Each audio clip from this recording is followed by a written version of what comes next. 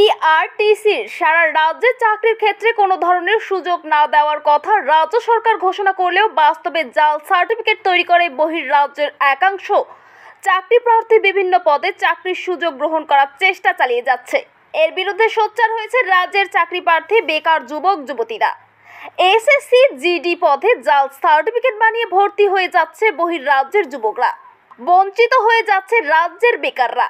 এই অভিযোগ নিয়ে আস্তাবল স্বামী বিবেকানন্দ মূর্তির পাদদেশে বিক্ষোভ প্রদর্শন করে রাজ্যের বেকার যুবকরা।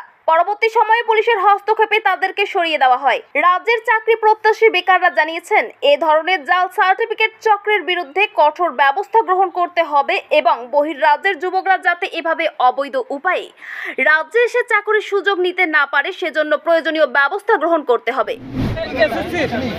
এসএসসি জিডির ক্যান্ডিডেট আছি আমরা আজকে এখানে জড়ো হয়েছি।